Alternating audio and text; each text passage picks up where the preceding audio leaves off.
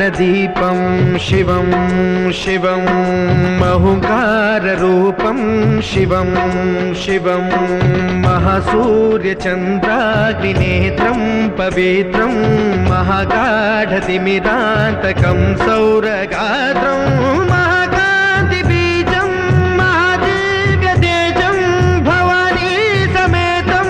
भजे मञ्जुनाथं। शङ्कराय च मयस्कराय च नमः शिवाय च शिवतराय च भवहराय च महाप्राणदीपं शिवं शिवं भजे मञ्जुनाथं शिवं शिवं अद्वैतभास्करम् अर्धनारीश्वरं त्रिदशहृदयङ्गमं चतुर्दधिसङ्गमं पञ्चभूतात्मकं षट्शत्रुनाशकं सप्तस्वरेश्वरं अष्टसिद्धीश्वरं नवरसमनोहरं दशदिशासु विमलम् मेकादशोज्ज्वलं मेकनाथेश्वरं प्रस्तुतिवशङ्करं प्रणतजनकिङ्करं दुर्जनभयङ्करं सज्जनशुभङ्करं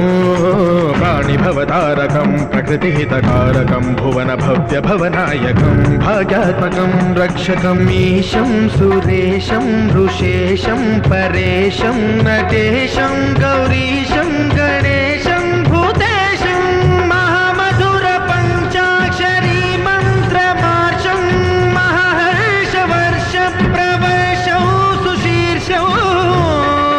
नमो हराय च स्मरहराय च पुरहराय च रुद्राय च भद्राय च इन्द्राय च नित्याय च निर्निद्राय च महाप्राणदीपं शिवं शिवं भजे मञ्जुनाथं शिवं शिवं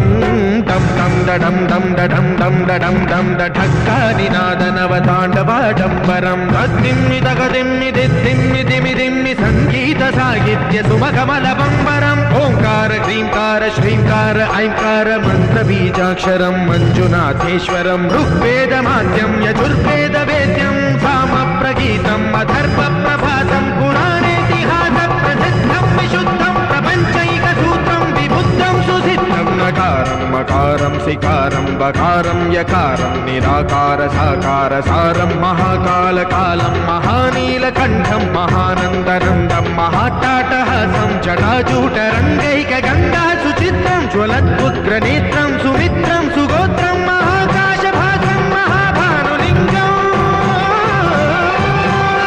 महाभद्रुवर्णं सुवर्णं प्रवर्णं